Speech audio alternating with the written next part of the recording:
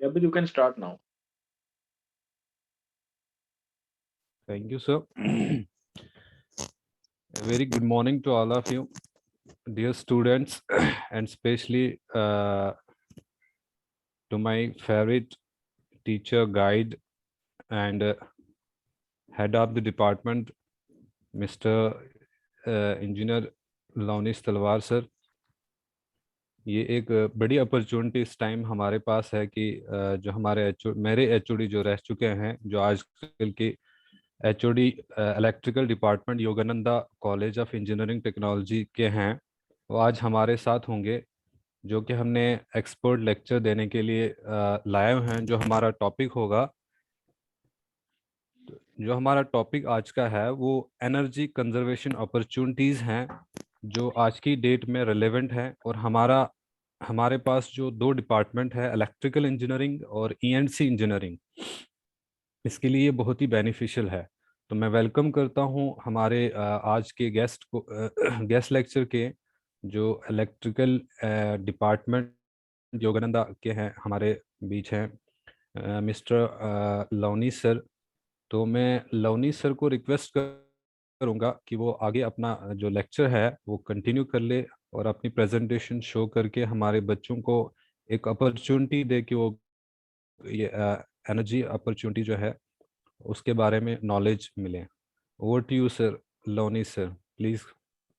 Thank you Abid, thank you Abid. I hope तुमने बड़ा एक अच्छा पॉइंट उठाया कि एनर्जी कंजर्वेशन जो टॉपिक है उसके बारे में आज हम लोग डिस्कस करेंगे। But before starting, first of all I would like to thanks principal government polytechnic Ramban Suket sir. I would also like to thanks Desraj sir, and I will also like to special thanks to Abid you, because you had invited me to deliver this lecture on this energy conservation opportunities. Uh, and also one thing that I will tell you, Abid, thank you so much for your such a lovely regards. Yeah, I remember I would like to start my journey when I was a simply lecturer at ICS Polytechnic College, and I think तुम्हारा first batch था जिस batch को मैंने treat किया था. Actually That is sir. a that is a very you can say that special batch for me, because एक student life से निकल के मैं जब इंजीनियरिंग कॉलेजेस में एंटर हुआ, जीसीटी कॉलेज में जब मैंने अपना करियर स्टार्ट किया, उसके बाद जब मैं आईसीएस पॉलिटेक्निक कॉलेज में आया, तो मेरे लिए एक नया एक्सपोजर था आप लोगों के साथ डील करना. But it was very quite good journey. वहीं पर कुछ 2 या 3 महीने के बाद ज्वाइनिंग करने के बाद I well appointed as a head of the department electrical in ICS polytechnic. उसके बाद ये जर्नी कंटिन्यू रही, and I will now become as the head of the department at Yogananda College of Engineering and Technology. So it was a very quiet journey. और एक सबसे बड़ी एक चीज जो रहती है, ये चीज मैं सभी स्टूडेंट्स के लिए बोलना चाहूंगा यहाँ पर. एक चीज जो सबके लिए मतलब एक बड़ी अच्छी चीज रहती है एज ए टीचर के लिए, जब उसके पढ़ाए हुए स्टूडेंट्स जब वो सेम इसी प्रोफेशन में ज्वाइन करते हैं, तो एक टीचर के लिए एक बहुत बड़ा रिमार्केबल थिंग रहती है. So I feel very happy to see Abid you. I before COVID time, जब कोविड नहीं था, तो फ्रिक्वेंटली हम लोगों का स्पेशली गवर्नमेंट पॉलिटेक्निक रामबन में विजिट रहता था for taking external examiner for viva conduction by state board of technical education under the principalship of doctor Vivek Mahajan sir. So I frequently visit Ramban. So एक रामबन पॉलिटेक्निक के साथ एक कहते हैं ना, वो एक लगाव है. बिल्कुल तो बिल्कुल। बिल्कुल एक लगाव है रामबन पॉलिटेक्निक के साथ, because I I remember I will come Ramban polytechnic, I think 4 to 5 times I will come to Ramban polytechnic. और एक बहुत अच्छी चीज रहती थी कि आबिद से मिलना. और एक चीज मैं एज ए स्टूडेंट सबको बताऊं, now Abid is become as a teacher, but he's one of my favorite student in ICS Polytechnic. In fact, I will start my presentation, I will start the thinking over energy conservation, but आज एक ये मौका मिला कि जब आबिद ने चीज बोली, तो मुझे थोड़ा सा वो कहते हैं ना, दिल में एक चीज थी जो मैं आप लोगों के साथ डिस्कस करना चाहता था. सो आबिद का ग्रुप एक ऐसा ग्रुप था जिसमें there are number of student blended students थे. I remember Abid, you can also remember the student like Sadiq Ali is there, then we have Shubham actually is there. So actually एक sir. combined group रहता था.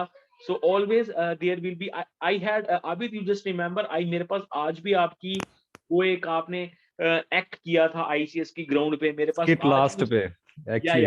आज भी मेरे पास उसकी video, उसकी pics मेरे पास है। सो it is a very very, you can say that, remarkable thing for me, that when I see my student in the same profession, it will very very great privilege for me. So I request all the students to be present there, work hard, अपना अच्छे से पढ़िए, अच्छा सा अपनी engineering को, जो आपने डिप्लोमा कोर्स ज्वाइन किया हुआ है, इस डिप्लोमा कोर्स को ज्वाइन करिए। द डे विल कम जब आप लोग इसमें सक्सीड, जब आप लोग इसमें सक्सीड पाएंगे। रिकॉर्डिंग चल रही है, just a minute, sorry.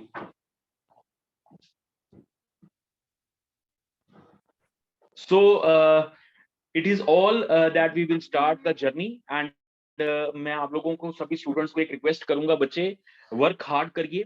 Market में बहुत से प्रोफेसर्स अवेलेबल हैं, ऑनलाइन मोड, जिस तरीके से कोविड पैंडेमिक चल रहा है मार्केट में, या मार्केट में बहुत सारे टीचर्स अवेलेबल हैं, but only thing is that thing you have to grab it out. आप लोगों को अपनी नॉलेज को बढ़ाने के लिए आपको खुद एक्सर्ट करना पड़ेगा।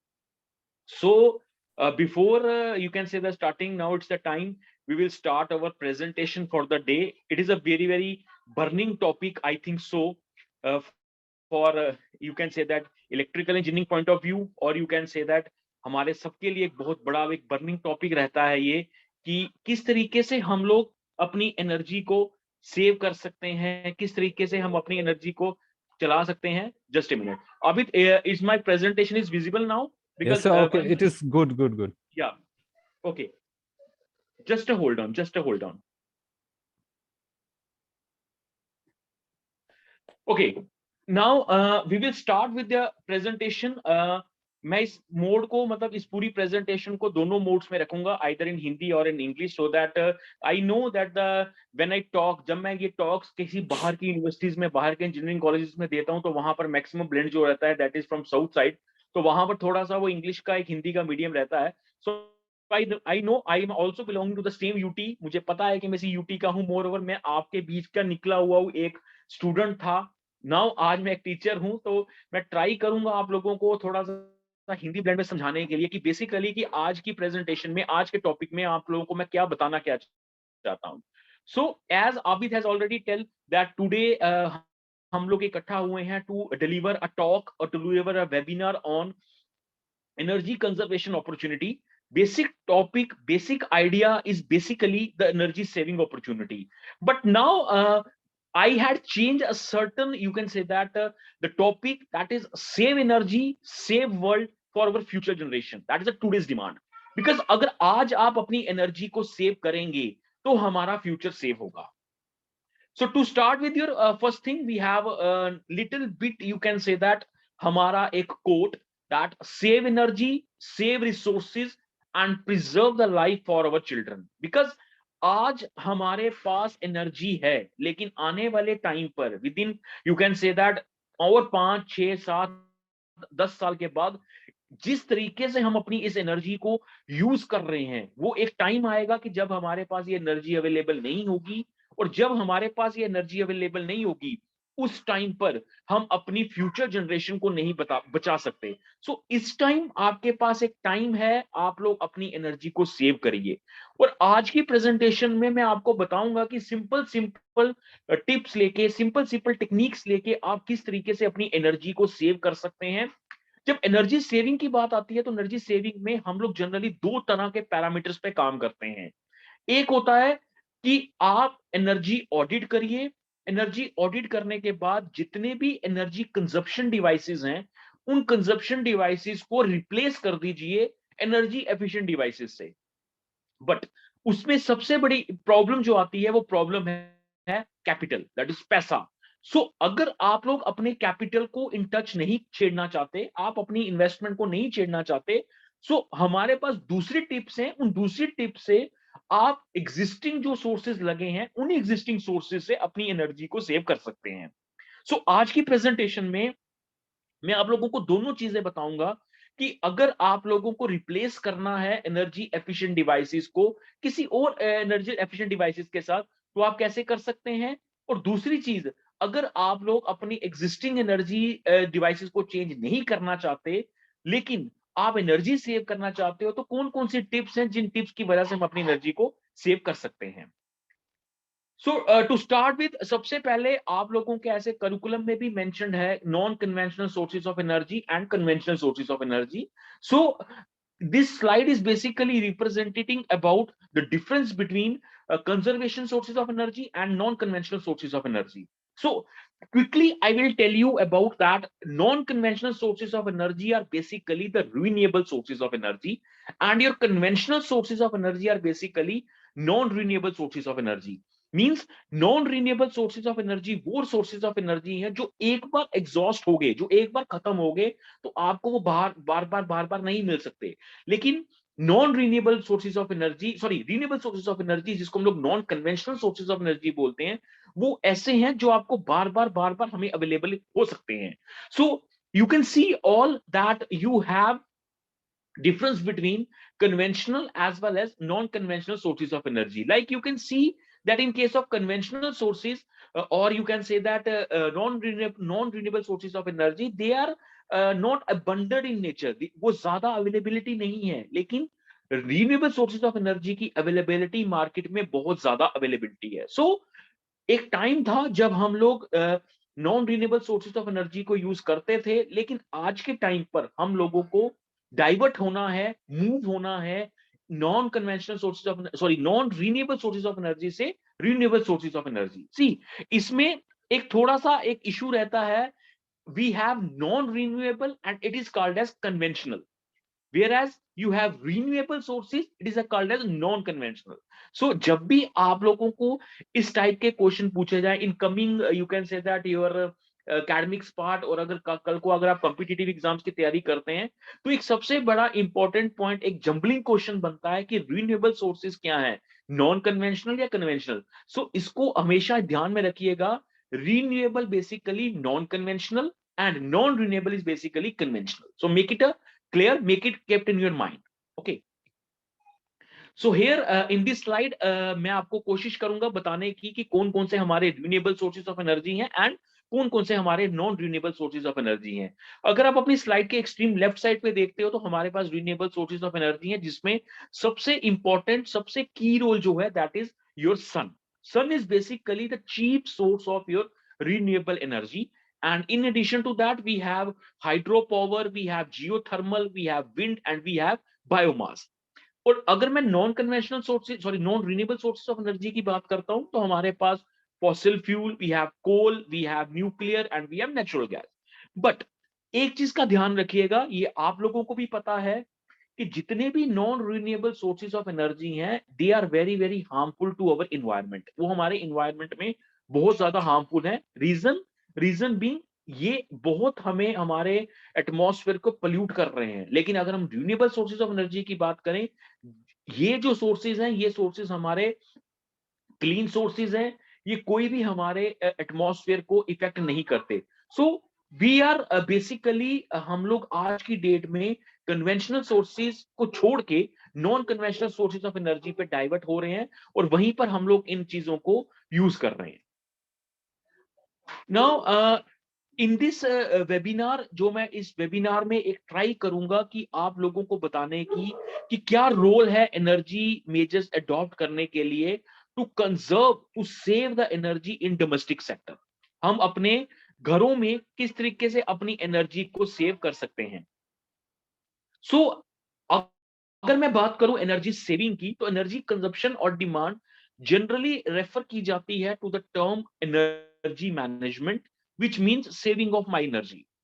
I remember when I was a student of MTech in 2008 और 9, जब मैंने अपनी MTech ज्वाइन की थी from Shri Mata Vaishno Devi university in energy management department. So at that time सभी प्रोफेसर हम लोगों को इस बारे में बताते थे कि एनर्जी ये है, एनर्जी वो है, जिस तरीके से आज मैं आपको टॉक दे रहा हूँ। एट दैट टाइम हम लोगों को भी इतना अवेयरनेस नहीं थी कि एनर्जी को हम लोग किस तरीके से सेव कर सकते हैं। बट जब हम लोगों ने एनर्जी के एमटेक कंप्लीट करी, एमटेक में प्रोजेक्ट्स करे और एमटेक प्रोजेक्ट्स करने के बाद जब हम लोगों ने मार्केट में ये देखा कि आज की डेट में बहुत सारी एनर्जी जो है वो जनरेट तो की जा रही है, लेकिन वो एनर्जी सारी की सारी वेस्ट हो जा रही है। मैं आप लोगों को सिर्फ एक रफली आइडिया देता हूं कि हमारे इंडिया में, not in called as an India, अगर हम अपने यूटी जीएंडके की बात करते हैं तो एक सर्वे के अकॉर्डिंगली ये देखा गया कि जितनी भी हम लोग पावर जनरेट करते हैं उसका 70% 70% is get in losses and only we are receiving 30%। सिर्फ 70% हमारा लॉस में जा रहा है और हम लोगों को सिर्फ 30% ही पावर मिल पा रही है। सो सी, आप लोग जरा सोचिए कि कितना बड़ा ये चैलेंज है। तो अब वो टाइम आ गया है जब हम लोगों को अपनी एनर्जी को सेव करना है। सो इस टॉक में कंसाइज रिपोर्ट है in the field of energy management in domestic sector, and ये एक एक्ट करेगा as a tool to provide you the knowledge that how you can save the energy. So in this webinar में मैं आप लोगों को सिर्फ कुछ सिंपल मेजर्स, सिंपल टेक्निक्स बताऊंगा। उन टेक्निक्स, उन सिंपल मेजर से आप लोग ये अंदाजा लगा सकते हो कि हम लोग किस तरीके से अपनी एनर्जी को सेव कर सकते हैं।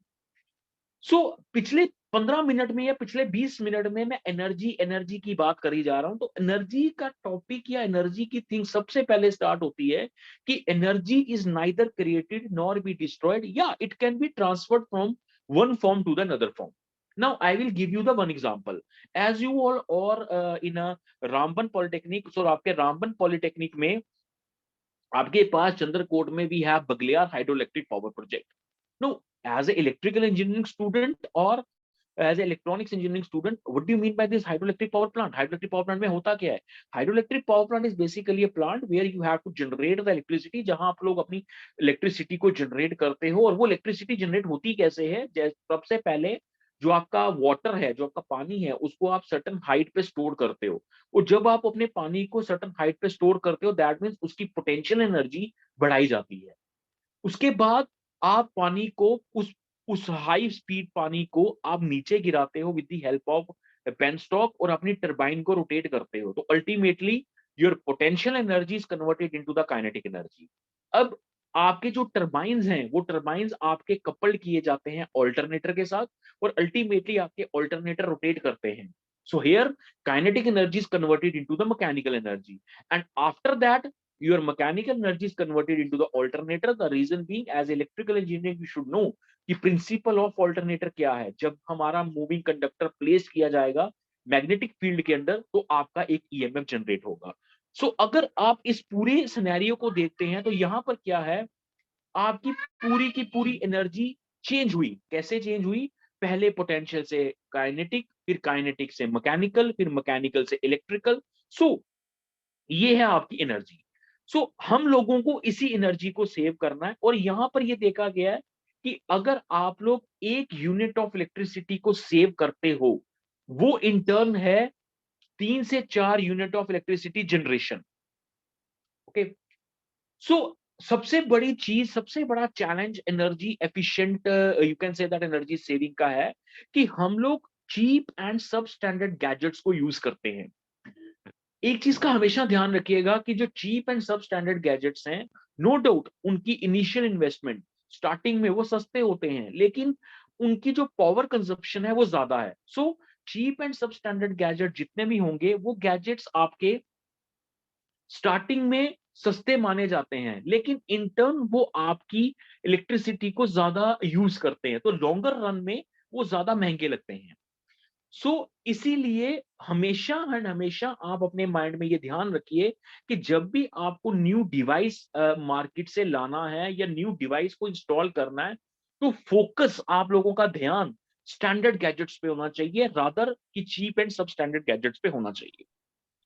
ओके, सो अगर आप लोग ध्यान से इस ग्राफ को देखते हो, तो इस ग्राफ में आप देखिए, ये ग्राफ ये बता रहा है कि हम लोग पूरे 100% में से कितनी कितनी परसेंटेज ऑफ पावर यूज करते हैं डोमेस्टिक सेक्टर में। Like you can see, maximum power जो हम लोग कंज्यूम करते हैं वो करते हैं बेटा अप्लायंसेस पे। Appliances means number of appliances. आपने अपने घरों में रेफ्रिजरेटर्स लगाए होंगे, फ्रिजेस लगाए होंगे, हीटर्स लगाए होंगे। सो मैक्सिमम पावर जो आपकी कंज्यूम की जाती है, वो की जाती है इन्हीं अप्लायंसेस पे। लाइटनिंग पे सिर्फ 12% पावर कंज्यूम होती है, कुकिंग पे 4%, वाटर हीटिंग पे 5%, एंड स्पेस हीटिंग पे 24%। सो इस पाई चार्ट की मदद से आप ये समझ सकते हैं कि अगर आपको अपनी एनर्जी को सेव करना है, तो आपके पास टारगेटेड एरिया क्या है? टारगेटेड एरिया है अप्लायंसेस।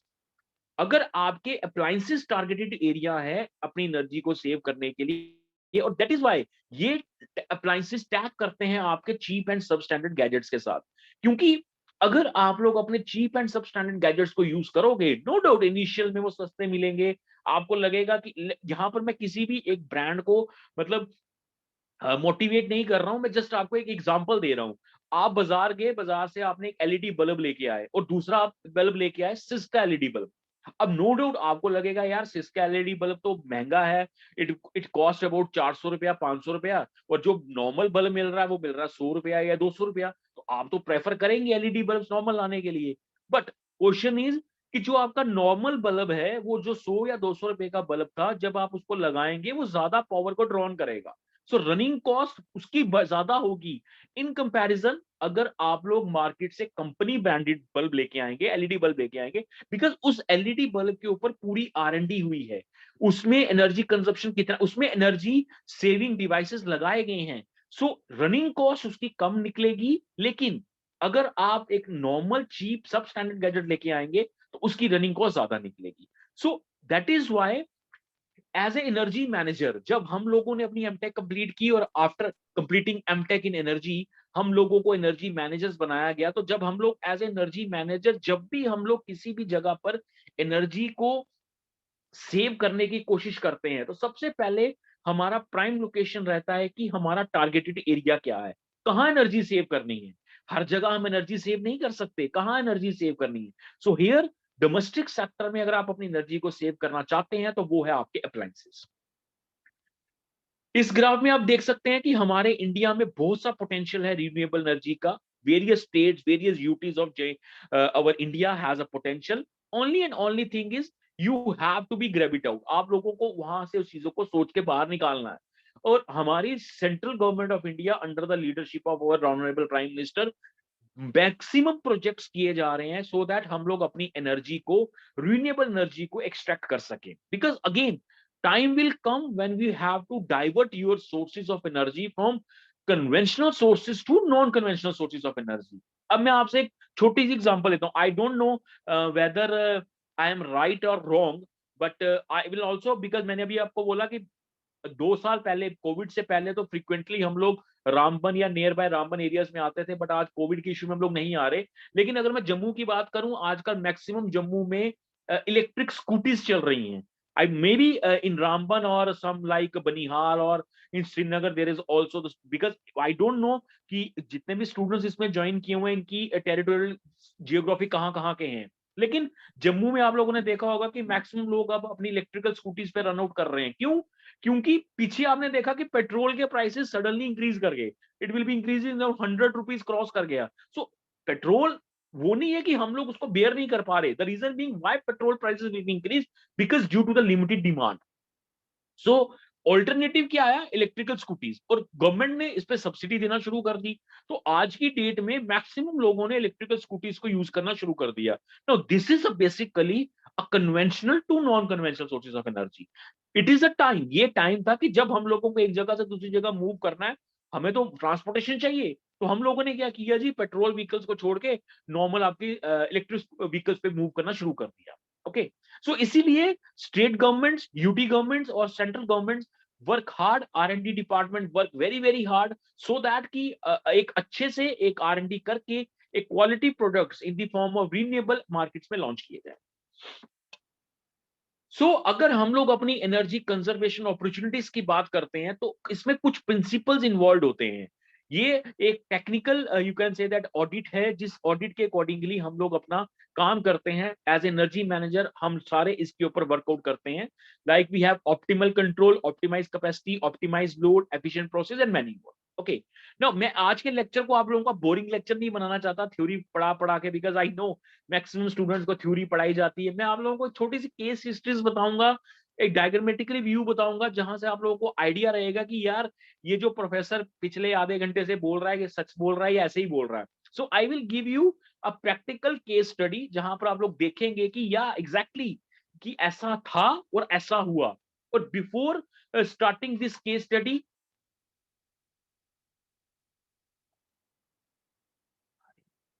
बिफोर स्टार्ट किस केस स्टडी, मैं आपको एक चीज बता दूं, ये केस स्टडी मैंने अपने एमटेक के टाइम पर, that is in the year I think remember 2010 और 2011 में, बर्न ग्रिड स्टेशन, जानीपुर के पास एक बर्न ग्रिड स्टेशन है, यहां पर एक मैंने एनर्जी ऑडिट किया था। एंड यू कैन इमेजिन कि after successful completion of my MTech project, my MTech thesis on this Barn grid station, जब मैंने अपनी रिकमेंडेशंस वहां के एग्जीक्यूटिव इंजीनियर सर को सबमिट करी, तो he had given me appraisal letter in which उन्होंने यहां मेंशन किया कि जो जो आपने ऑडिट करके बताया कि यहां यहां हम अपनी एनर्जी को सेव कर सकते हैं, इन एक्चुअल वे हमने किया और हमारे पास एनर्जी सेव हुई। So I will tell you one thing बेटा, मैं आप जितने भी स्टूडेंट्स यहाँ प्रेजेंट हैं, मैं आप लोगों को एक चीज बता दूं, ये कोई फर्जी वाड़े वाला काम नहीं था। एक्चुअल में हम लोग वहां स्टेशन पे गए थे 1 महीना, जिसको हम लोग आई थिंक इंडस्ट्रियल ट्रेनिंग का नाम देते हैं।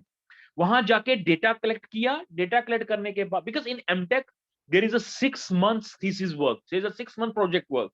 सो वहां जाने के बाद हम लोगों ने डेटा वहां से लाए, डेटा लाने के बाद उसको एनालिसिस किया, उसका ऑडिट किया, ऑडिट करने के बाद हमने रिप्लेस किया एग्जिस्टिंग सोर्सेज को एनर्जी एफिशिएंट सोर्सेज के साथ, प्रपोजल दिया, प्रपोजल को लॉन्च किया गया, और उसके बाद वहां के एग्जीक्यूटिव इंजीनियर सर ने इसको अप्रूव किया।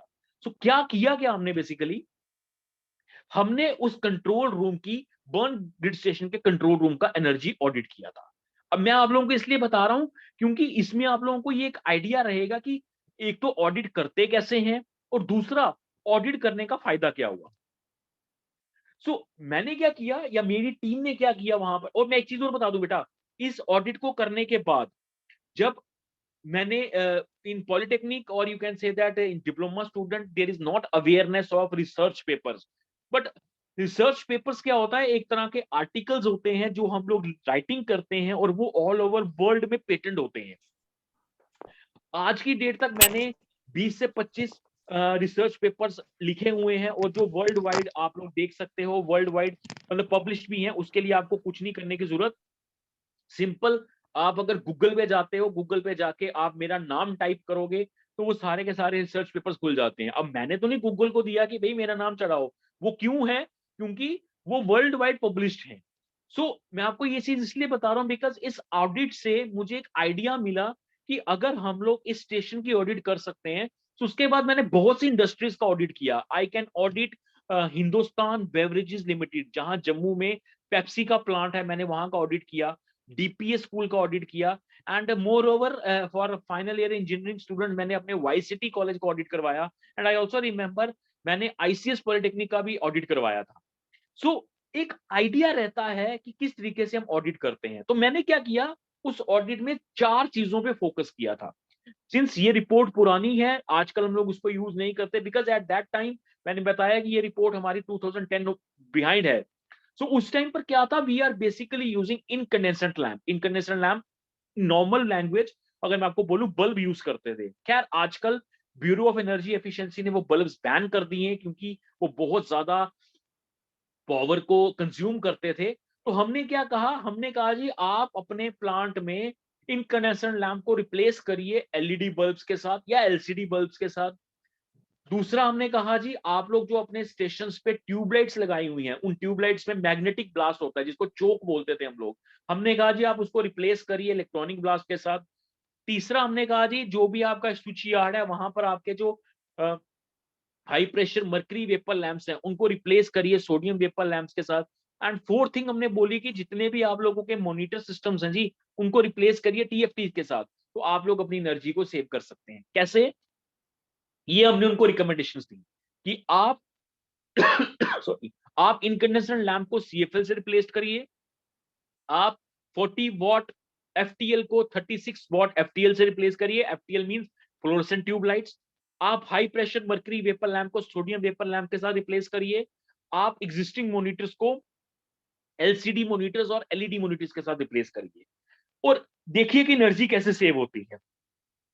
अगेन मैं पूरे इस प्रूव में नहीं जाऊंगा कि किस तरीके से कैलकुलेशन की जाती हैं, लेकिन आपकी स्लाइड के सामने है, यू कैन सी, और ये सारा मैथमेटिकल पार्ट है। और इसके बाद ये ग्राफ हमारे पास आया। इस ग्राफ में क्या था, अगर आप लेफ्ट साइड पे देखते हो एग्जिस्टिंग, एग्जिस्टिंग मींस उस स्टेशन में एक साल में 18,615 वॉट ऑफ पावर कंज्यूम की जाती थी ड्यू टू इनकंडेंसेंट लैंप।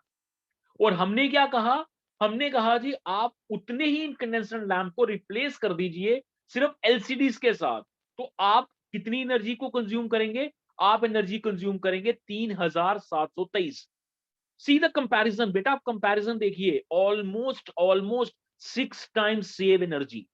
कुछ नहीं किया, जो 51 इनकंडेंसेंट लैंप थे उनको 51 किसके साथ, एलसीडीज के साथ रिप्लेस कर दिया। और ये इसका कैलकुलेशन पार्ट है, सारा सारा कैलकुलेशन पार्ट करके बताया कि जो इनकंडेंसेंट लैंप है उसकी वोटेज 100 वॉट है, तो सिंपली वो आ गया 5.10 केडब्ल्यू। हमने कहा जी आप एलईडीज लगाइए, और एलईडीज की कंजप्शन कितनी है 20 वॉट, वही 51 लगाइए तो कितना आ गया जी 1.02 केडब्ल्यू। कितना आपने रिड्यूस इंस्टॉलेशन कर दिया 4.08। उसके बाद हमने कहा जी आपका जो बल्ब है वो साल के पूरे दिन चलता है, 365 दिन चलता है, और एक दिन में वो 10 घंटे चलता है, तो आपकी कितनी एनर्जी आई। इसी तरीके से कैलकुलेशन करने के बाद जब हम लोगों ने ये ग्राफिकल रिप्रेजेंटेशन शो किया कि एक साल में, जस्ट इमेजिन एक साल में आप 6 गुना इलेक्ट्रिसिटी को सेव कर सकते हो। See it's a very very good thing. Electricity save करने का मतलब जितनी जनरेशन कर रहे हैं उतनी हमारे पास अवेलेबिलिटी हो। सो ये एक टेक्निक थी। इसी तरीके से जब हमने कहा जी आप FTL fluorescent tube light magnetic blast को रिप्लेस कर दो किसके साथ, मैग्नेटिक ब्लास्ट के साथ, मैग्नेटिक ब्लास्ट को रिप्लेस कर दो इलेक्ट्रॉनिक ब्लास्ट के साथ, अगेन वही कैलकुलेशन पार्ट। और यहां आपके पास ये ग्राफ था जहां पर existing almost 10,000 kilowatt hour power को कंज्यूम कर रहे थे, और हमने कहा जी आप 26 के साथ ला सकते हो, मतलब again it is basically 4 times, 4 गुना ज्यादा आप एनर्जी को सेव कर सकते हो। कुछ नहीं करना, सिर्फ 40 वॉट फ्लोरेसेंट ट्यूब लाइट को रिप्लेस करना है 36 watt fluorescent tube light, energy save.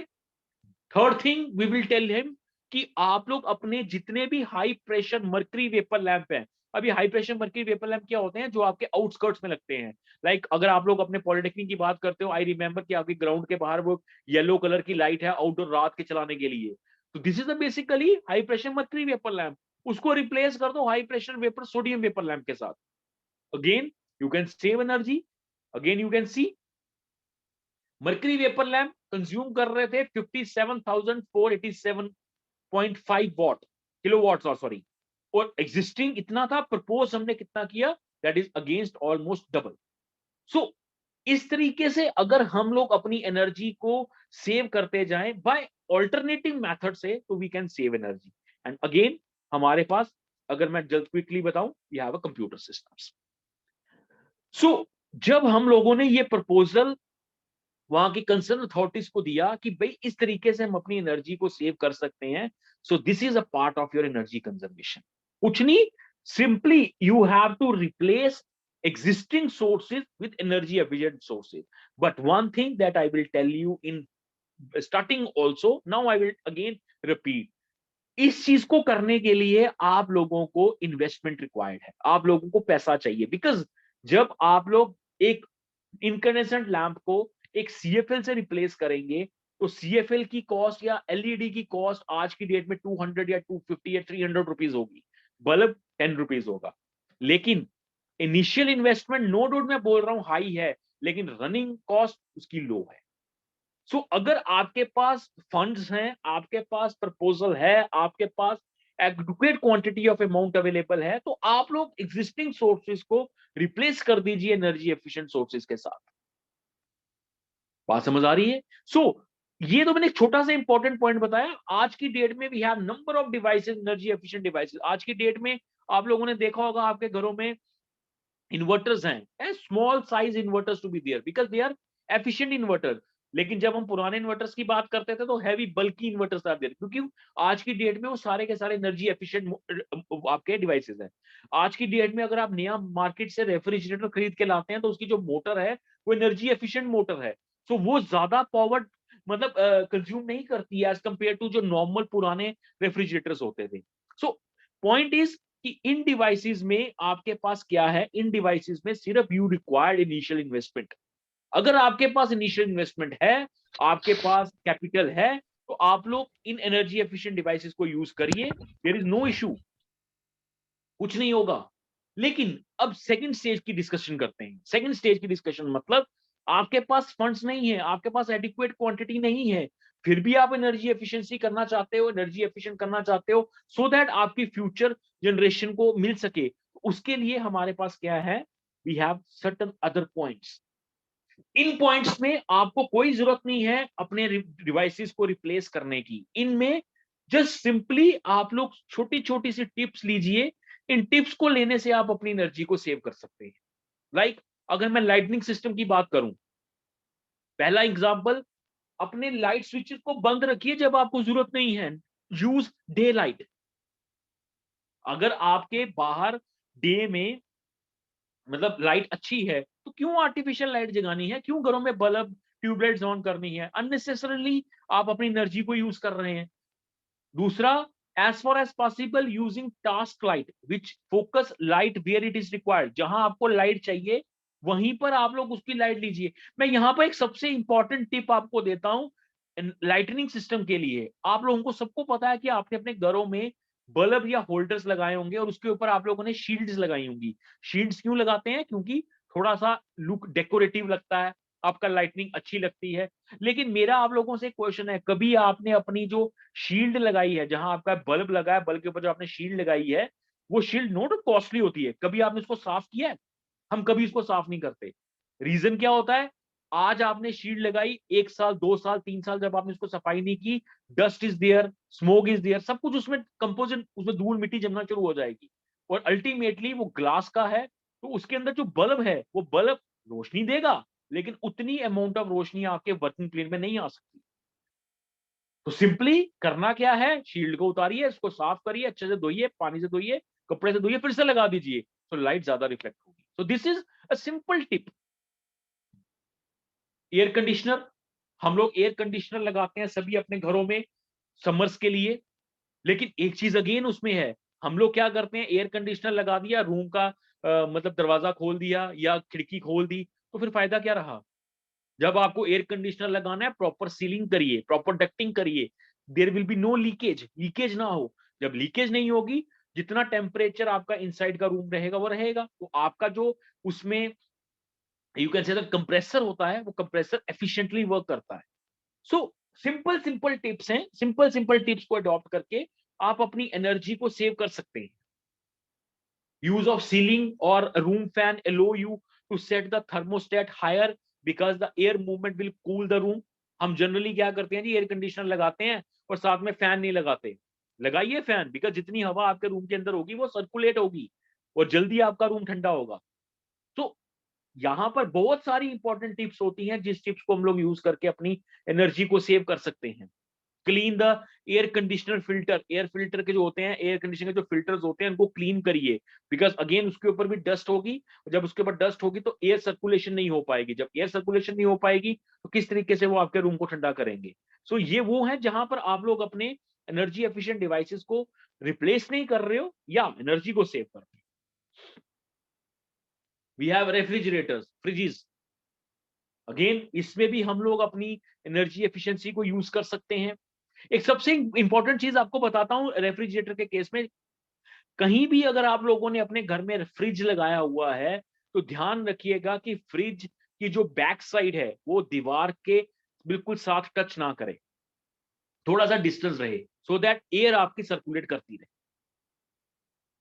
और दूसरी चीज, हमेशा अपने फ्रिज में डीफ्रॉस्ट करिए। खैर आजकल के जो नए फ्रिजेस आ रहे हैं, रेफ्रिजरेटर्स आ रहे हैं, उसमें डीफ्रॉस्ट का वर्ड ही नहीं होता, बिकॉज वो ऑटोमेटिकली डीफ्रॉस्ट हो जाते हैं। लेकिन पुराने फ्रिजेस में क्या होता था, हमारे फ्रिज में फ्रीजर का चैम्बर और फ्रिज एक ही चैम्बर में होते थे, एक ही मतलब फ्रिज के अंदर होते थे, तो there is a lot of ice, बर्फ जम जाती थी फ्रीजर के अंदर। जब बर्फ फ्रीजर के अंदर जम जाएगी तो जितनी भी उसकी ट्यूब्स हैं जहां से कूलिंग होनी है, तो कूलिंग हो नहीं पाती थी, और आपका जो फ्रिज का जो कंप्रेसर है वो ज्यादा काम करता था।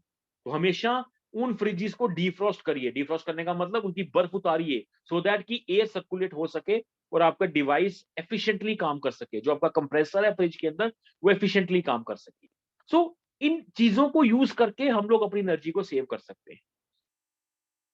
Microwave ovens and electric kettles. यहाँ पर एक सबसे इंपॉर्टेंट चीज मुझे पता है, आप लोगों को भी पता है कि आज की डेट में हम लोग सब अपने माइक्रोवेव घरों में माइक्रोवेव यूज कर रहे हैं। माइक्रोवेव मतलब क्या है?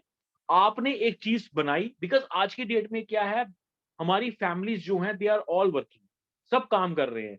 हमारे यू कैन से दैट अगर एक फैमिली एक न्यूक्लियर फैमिली नहीं है, एक you can say that small family है, उस स्मॉल फैमिली में हस्बैंड एक हस्बैंड है, एक वाइफ है और उसके दो बच्चे हैं। हस्बैंड भी सुबह वर्किंग पे है, वाइफ भी उसकी वर्किंग पे है और बच्चे दोनों स्कूल चले जाते हैं। तो जनरली क्या होता है कि जो लेडीज हैं वो सुबह सुबह खाना बना देती हैं, lunch will be packed, husband का लंच पैक हो गया, बच्चों का लंच पैक हो गया, they all go to the market, sorry not market, they all go to the office. और जब शाम को आते हैं तो वो क्या करते हैं, रेफ्रिजरेटर के अंदर जो खाना लगाया हुआ है उस खाने को निकालते हैं और सीधा ओवन के अंदर रखते हैं, उसको गर्म करते हैं और वो खा लेते हैं। बट यहाँ पर सबसे इंपॉर्टेंट चीज ये है कि जब आप लोगों ने खाना रेफ्रिजरेटर के अंदर लगाया तो टेम्परेचर उसका कितना है, 6 degree, 7 degree, 8 degree, 10 degree.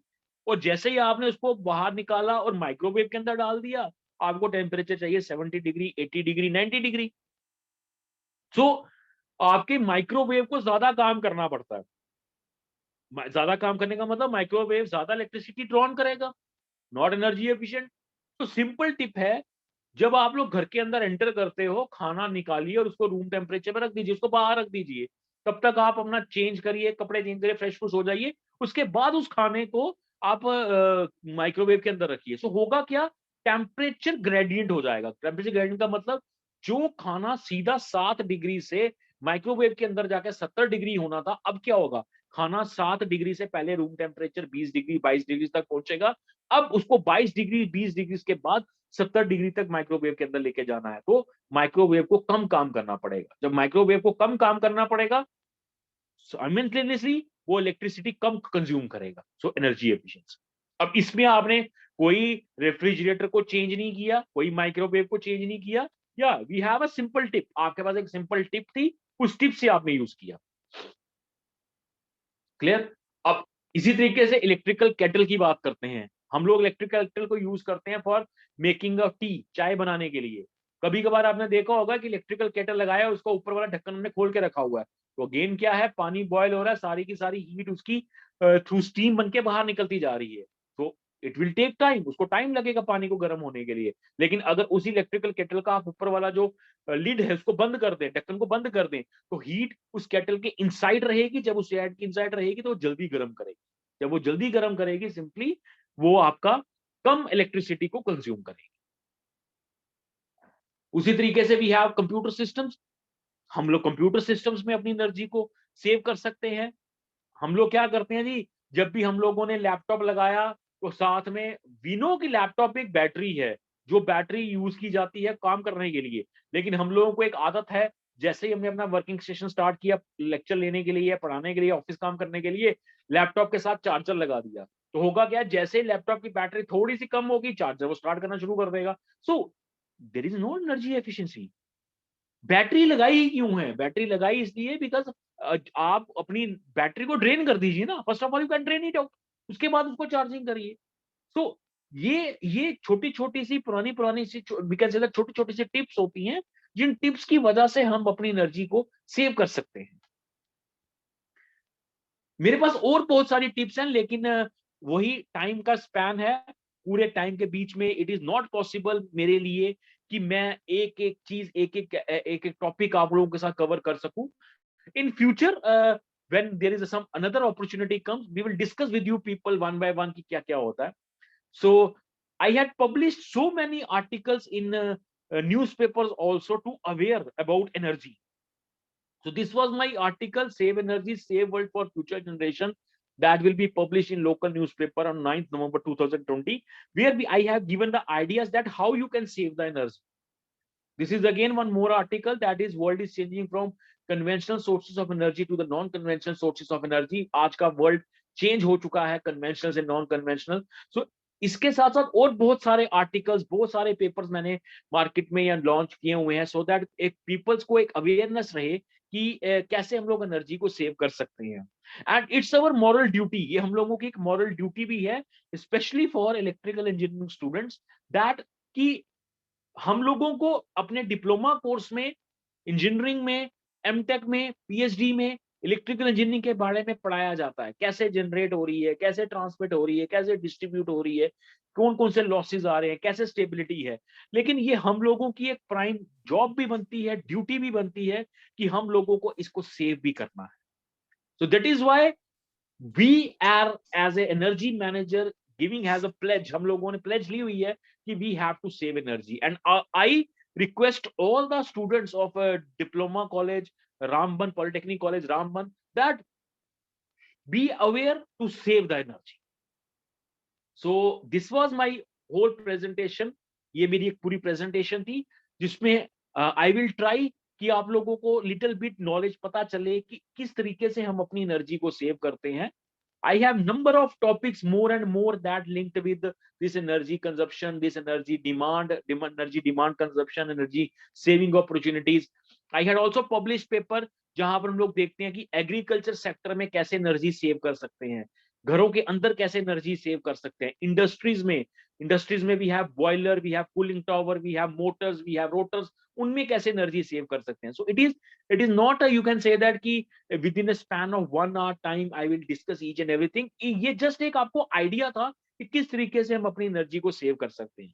And in the coming days अगर फिर से अपॉर्चुनिटी मिली तो हम किसी और बर्निंग टॉपिक के साथ आप लोगों के बीच में आएंगे और डिस्कस करेंगे ये सारी चीजें। So concluding, energy conservation is the practice of decreasing the quantity of energy used while achieving a similar output at the end. On a larger scale, energy conservation is an element of energy policy. So as a energy manager, we have some tagline. So that tagline is save energy, save world for future generation. Because आज आप अपनी energy को save कर लो, हमारा future save हो जाएगा। अगर इसी तरीके से हम अपनी एनर्जी को कंज्यूम करते गए तो हमारी एनर्जी सेव नहीं हो पाएगी और हमारे फ्यूचर को एनर्जी नहीं मिल पाएगी। जस्ट इमेजिन, आज आपके घरों में, एक घर में दो दो तीन तीन चार चार एयर कंडीशनर्स हैं, लेकिन एक वो भी टाइम था जब आपके मोहल्ले में एक एयर कंडीशनर होता था। मैं ज्यादा पीछे नहीं जाऊंगा, 5 6 साल 10 साल पीछे जाता हूं तो पूरे मोहल्ले में, जहां पर मान लीजिए 25 30 घर हैं, तो एक एसी होता था। लेकिन आज आपके घर के अंदर ही 3 3 4 4 एसीज हैं। लेकिन कभी किसी ने ये सोचा है कि जो मोहल्ले में जो ट्रांसफार्मर था, वो जो ट्रांसफार्मर उसको तो नहीं चेंज किया गया, जो प्रोडक्शन थी उसको तो नहीं चेंज की गई, लेकिन सिर्फ कंज्यूम हम करते जा रहे हैं, करते जा रहे हैं, करते जा रहे हैं। आज की डेट में जनरेशन ऑफ इलेक्ट्रिसिटी कम हो चुकी है, कंजप्शन ज्यादा हो चुकी है। एक टाइम था जब कंजप्शन कम होती थी, जनरेशन ज्यादा होती थी, लेकिन आज क्या बन गया है, उल्टा हो गया है। कंजप्शन ज्यादा हो गई है और प्रोडक्शन और जनरेशन कम हो गई है। और अगर इसी तरीके से हम इलेक्ट्रिसिटी कंज्यूम करते गए तो हमारी फ्यूचर जनरेशन को इलेक्ट्रिसिटी नहीं मिल पाएगी और एक बहुत बड़ा चैलेंज है। तो इसीलिए आज हम डाइवर्ट हो रहे हैं from conventional to non conventional sources of energy. Okay, so to end with my session, I always end my session with this quote, life is like a ice cream, enjoy it before it melts। मेरी as as a student, as a teacher, as a head of the department, सबसे आप लोगों से एक request है, अपनी life को enjoy करिए। Because you never know next moment क्या होगा, आज क्या है, कल क्या होगा, और आने वाले हो सकता है आधे घंटे के बाद क्या होगा। सो जो टाइम आपके पास है, you can enjoy it. I enjoy my life with my family, my little kid, he is basically studying in class 2nd, and my wife is also a school teacher। So I enjoy my life with my family. Whenever I get a time, I will enjoy my life with my family। So it's my humble request to all the participants, whatever whoever will be there, please and please enjoy your life before it melts। So thank you so much, thank you so much। Special thanks to all the officials at Government Polytechnic Ramban। Special thanks to Principal Sir, Desraj Sir, Abid Sir, and especially thanks to all the students who listen my presentation very, you can say that, carefully, patiently। I am very thankful to all and giving me the opportunity to deliver my talk on this topic। Thank you so much। Thank you, sir. Thank you so much for your time, and it is special honor for us that such a personality was between us। So at the last, may I request Mr. Desraj sir for a special vote of thanks to Lavani sir, who was delivering the talk on energy conservation opportunities today this webinar and to make this webinar very successful. Please, over to you, sir, Desraj sir. Okay, thank you, Avid. Thank you so much, sir. As Mr. Avid has told that he has done very much appreciation for the Mr. Talwar sir. I, on the behalf of our worthy principal, Engineer Suket Gupta sir, I express my vote of thanks to the speaker, Mr. Lavnish Talwar, HOD, Electrical Department of Yogananda. As Mr. Talwar has already said that students are the most important things. So I also very much affirmative that no event can be successful in any institution without the participation of students. So students are much more precious entity for we people, even than the energy. It doesn't mean the energy, we don't have to save the energy. We have to save the energy and have to concentrate on the tips which Mr. Talwar has even shared on the screen. We will give another opportunity to Mr. Talwar to come forward and give our students another opportunity to get more and more benefits from your experience which you have earned from this burn grid station, which you have told that you have done your AMTech thesis work on that receiving station. So we are very much thankful to Mr. Talwar, and in near future we are also giving more and more opportunity to Mr. Talwar. So thank you very much, and thanks to all the students and the faculty members. They have devoted good time. Okay, thank you so much, sir. Thank you so much. Thank you so much, Desraj ji. Sure. As you already told, ki Burn Grid Station. In coming lectures, I will also discuss about another projects that how we can save the energy. Sir, जाने से पहले एक student या I think participant has given the question on the textbook that sir ऐसा क्या कर जा सके किसे energy बच सके. So I will give you the answer about that question. See बेटा जो भी आपने question पूछा है उसके सारी tips already मैंने आप लोगों के साथ share करी हैं. आप लोग देखिए कि किस तरीके से आपकी एनर्जी उस पर्टिकुलर एरिया में कितनी यूज की जा रही है और सबसे पहले आप उसका एक प्रीलिमिनरी रिपोर्ट बनाइए कि कितनी एनर्जी एक्चुअल में वो कंज्यूम कर रहा है और अगर आप उसको रिप्लेस करते हैं किसी एनर्जी एफिशिएंट सोर्सेज के साथ तो किस तरीके से आप अपनी एनर्जी को सेव कर सकते हैं. So there are two ways. या तो आप अपने एग्जिस्टिंग सोर्सेज को रिप्लेस कर दीजिए एनर्जी एफिशिएंट सोर्सेज के साथ, एंड दूसरा या आप लोग एनर्जी टिप्स लीजिए जिस टिप्स की वजह से आप अपनी एनर्जी को सेव कर सकते हैं. So with this, thank you so much once again, Principal Sir, Ramban Polytechnic College, Desraj Sir, and Abid. Thank you so much. Thank you so much for this beautiful, lovely session, and special thanks to all the students to be joined there. Thank you so much. Thank you, sir. Thank you, sir.